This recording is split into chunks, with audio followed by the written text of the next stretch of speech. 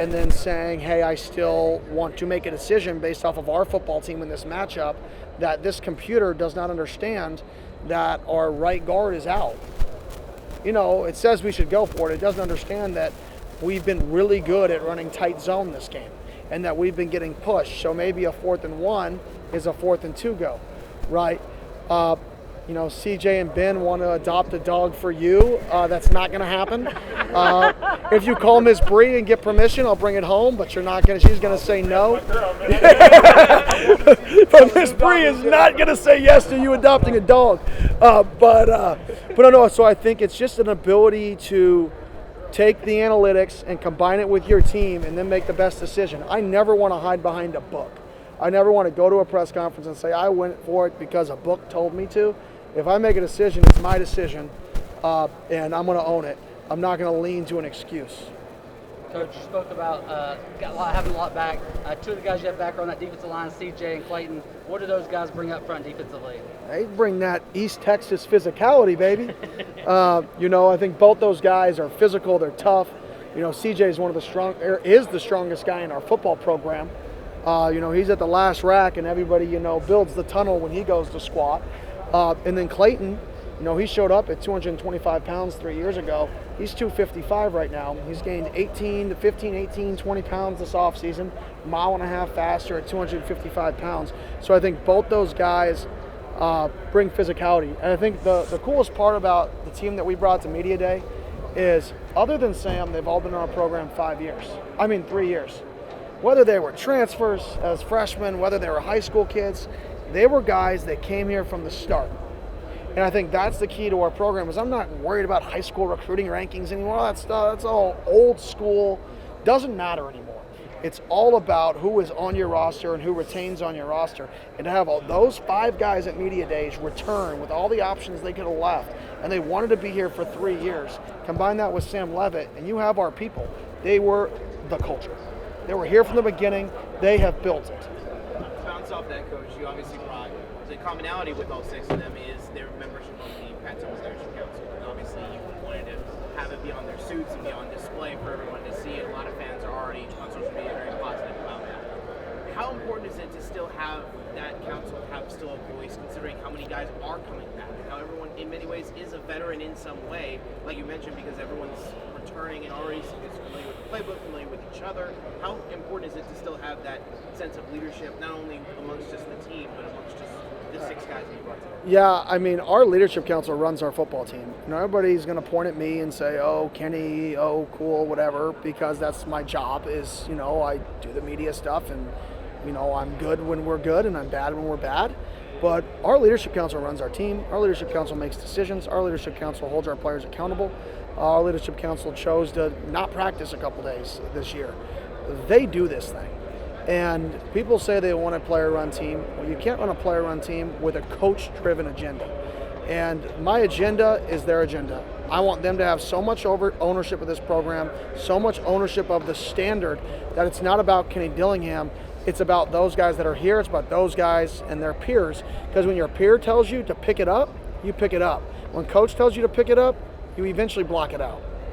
You mentioned it being a player-run team. Ben earlier said that he's applying a lot more pressure on himself going into this season than he ever has in years prior. Do you think that's kind of like a team-wide thing, just guys applying that pressure? And if so, what do you think are some of the examples of that they use? I think when you're a player-led team and you get on the leadership council and you finally realize how much power you actually have, how much we actually listen, and it's not just like a hoax. Here's a leadership council. I need you guys to convince everybody to do what I want, right? You're not a leadership council. You are a manipulation council. My job is to get you to manipulate everybody else. I think when the guys get on the council and they realize, no, I have a voice. I actually chose to do it like this. It takes some ownership to be like, oh crap, like I voted for this and we're doing it. I better go do it now. Otherwise, if I can't even do what I voted for, well, now why am I on the council? Like, this is bad ball. So I think naturally, when you make decisions, it matters more to you, and it raises your own standard and your own level. Kenny, I'm fascinated with, you made a comment, I talked to Jordan about it. He's gaining weight, he's gaining the right weight, but he's getting faster at the top end. Is that new technology that Coach Joe, going in the lab and working on new things? What accounts for more weight, more mass, and higher end speed with your skill guys? Yeah, I think obviously Coach Joe does a great job, but there's a secret sauce, and it's called work. And when you work and you care, you get better. And that kid's put in work. He eats right. He cares. He treats his body right so he can work out more. He gets in the cult up. So I think, everybody wants coaches to have a special scheme. They want strength coaches to have a special workout. And they want nutritionists to have a special nutrition plan. At the end of the day, you as a person, you as a player, are only going to be as good as the commitment level that you're willing to take when those people give you the information. There's no secret sauce. There's no special plan. Are there good schemes and there's bad schemes, and do coaches lose as well? Heck yes. But at the end of the day, work works, and he's put in the work.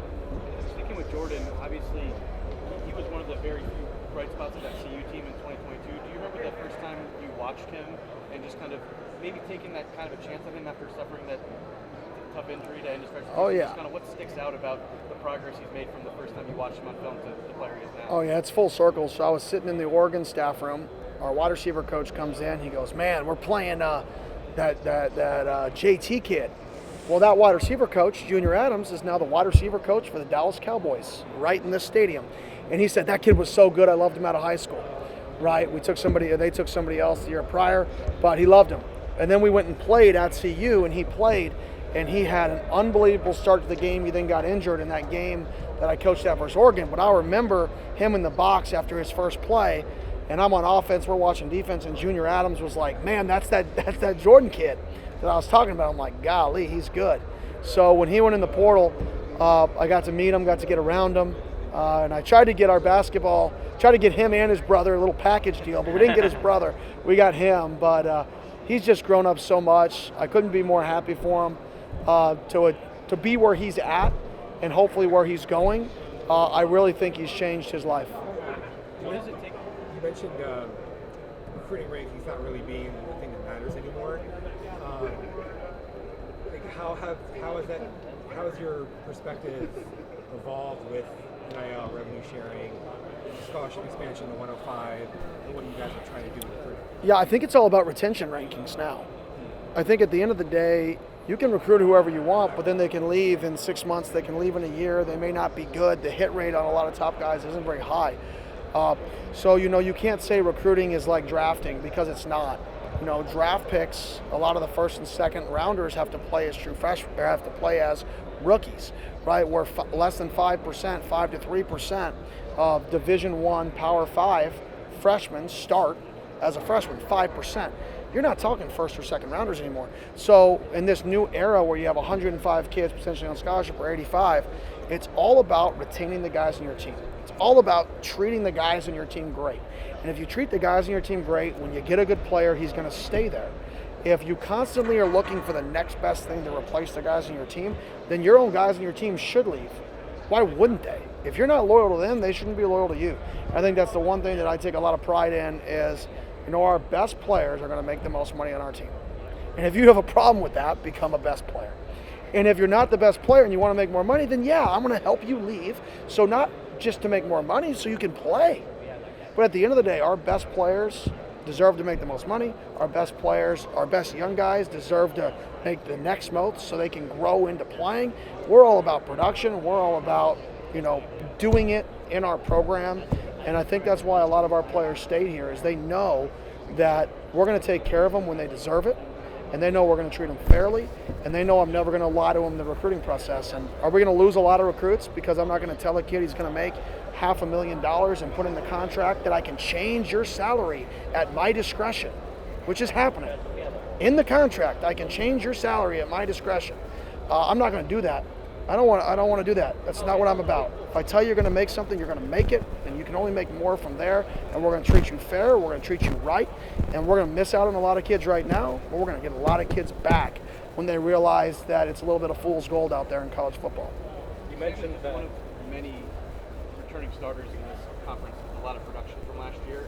Just in your first year in the league last year, how impressed were you with the other guys that you guys had to go up against on a week-to-week basis from a quarterback perspective, and just how daunting is it this year knowing all the guys are going to face? The quarterbacks in this league are phenomenal. It reminds me of my first year when we were in the Pac-12 with all the quarterbacks in that league. It's absolutely, I mean, you look at your schedule, it's like every week you're facing a really, really good quarterback. And anytime you face a good quarterback, you can lose the game. That's the scary part. You know, when you go to a game and you're like, oh, that quarterback isn't very good, you feel really confident as a coach. When you go into a game and you're like, this dude could play on Sundays, all the other players, it doesn't matter, because if that dude catches fire, if that dude makes 3 free defenders miss on blitz packages on third downs, he could be an X factor. So this league and the quarterback play is scary. You mentioned that Jordan's kind of completely changed his life in the past 3 months. He got baptized, was named the student athlete of the semester for the spring. What's it like to see a player of that caliber be about the right stuff and hold himself to the same standard off the field as he does on the field? Yeah, I think everybody should talk about what you just said more. He got baptized. He won the academic player of the semester for the football program. That right there tells you everything you need to know about his progression as a person. And I think that's a testament to Coach Ward. That's a testament to the standards that he forced him to create. That you can't, he says all the time, you can't have championship play with playground habits, right? You can't choose when to turn it on and off. That, yeah, there's guys that are talented enough that they can have playground habits to be successful. And then there are guys that have championship habits and they're a championship level player and they last for a long time. And I think Jordan's figured out through the help of Coach Ward and the push of Coach Ward what it takes to be successful, and it's super fun to watch and be a part of. You mentioned that year in the Pac-12 you had all the good quarterbacks. One of those guys you worked with Bo Nix. I mean, what is it, kind of off topic here, what was it like for you to watch him maybe from afar in his first year in the league and kind of succeed with the Broncos? Yeah, super cool. I would actually watch their games. I'd get the cut-ups and I'd watch their games on Sundays just to see what he was doing. And if I saw something I liked that they did, I would give him a shout on their bye week and be like, I never used to annoy him because he's got a job to do. I'd give him a shout on his bye week. What were you guys doing here? What were you trying to get accomplished? What do you like? Why did you stagger your stance more? You used to be a little bit staggered. Now you're super staggered in your stance. What was the thought there? Was that due to run game footwork? Was that what they wanted you to do? So I think when you're playing quarterback position, all the little things matter to have the functional movement necessary to get the ball out fast.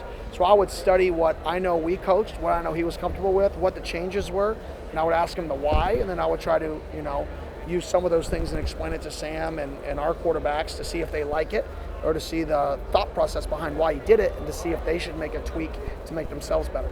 How much of a jump do really good quarterbacks like Sam tend to make going into the second year of the same offense, a lot of the same personnel? Yeah, really big jumps. The second year in a system, being able to be comfortable in it, and then having more freedom in it, usually they make really big jumps. You said like him just being comfortable to take checkdowns or hot routes or whatever. That's kind of where he can. Yeah, and us calling a more aggressive game for him.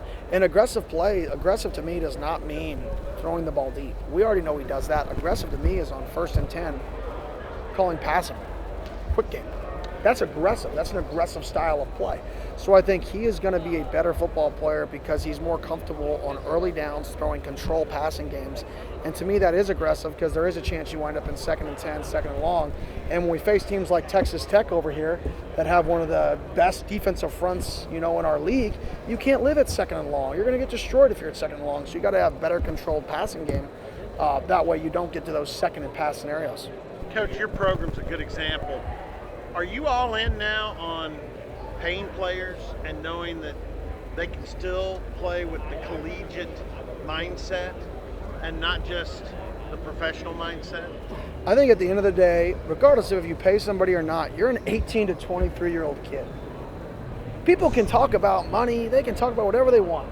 You're an 18-year-old kid with the same problems the 18-year-old kids had 25 years ago. Your girlfriend broke up with you. Right, your one friend liked something on Instagram. Maybe that wasn't 20 years ago. Maybe that was like etched in stone. But it's the same kid. Yeah, do they may drive a nicer car? Do they go to a nice steakhouse? They deserve it. These guys make millions of dollars for institutions, billions of dollars. They deserve to have that. But to say that is changing the kid, in our program, I hope it's not changing them. It's not what it's about. It's what they get. And I think there's a difference to say kids are making money and it's all about money. In our program, they're making money, but it is not one reason why a kid is in our program is not money-based. Not one. We would have lost everybody in our program that was money-based. They all chose to stay because of the program, how we treat them, and what they appreciate. And I think that's the part. Maybe I'm stuck in a bubble in this era. I hear horror stories from people all the time that I'm not in right now. And maybe eventually I'll get out of this fake bubble that we're in, and I'll be thrusted into this new reality that other people talk about. But our program hasn't really entered it yet. And maybe I'm blessed. Maybe I'm lucky for it. But I haven't entered a lot of these challenges that other teams have. Mike Gundy's got to go to Oregon week 2. Any advice on how to go to Oregon and be successful? Yeah, Dan Lanning's my buddy too, and Mike Gundy's a great coach. So I would say win the line of scrimmage and don't turn the ball over. I mean, it's a simple game, right? Apologize if you've been asked this recently, but just to see Cam go to the New York Giants, how do you feel about that and his NFL future? Yeah, I'm excited for him. I mean, every time he gets a day off, he comes back to Tempe. He's in our office, knocking on my door, knocking on Coach Arroyo's door. So it's pretty cool to have him feel comfortable enough to come back and know that this is home for him. But I'm super excited for him. It couldn't have been a better fit systematically. I know some people up there, so it's super exciting for him. Also, last year, the first time I watched you, I got like Detroit Lions vibes. I'm just wondering, is there anyone that you look at in the NFL or college to build culture? Any coaches that you kind of model or you like to watch? I've always watched Pete Carroll. I think the way he's done things is different. He's done it positively. He's done it through energy. He's done it through passion. And I think I've always been told you got to be yourself. Regardless of what you do, it really doesn't matter as long as you're genuine, as long as you're yourself. And I think his personality really it more fits my personality. Not that I'm anywhere in his ballpark or even I'm not even comparing in any way, shape, or form. But I've definitely watched him and said, man, I like the way he does it. I've never talked to him. I've never seen him practice. Never seen anything. I've just seen the way he goes about it on game day and his aura. And I feel like personality-wise, there are some similarities.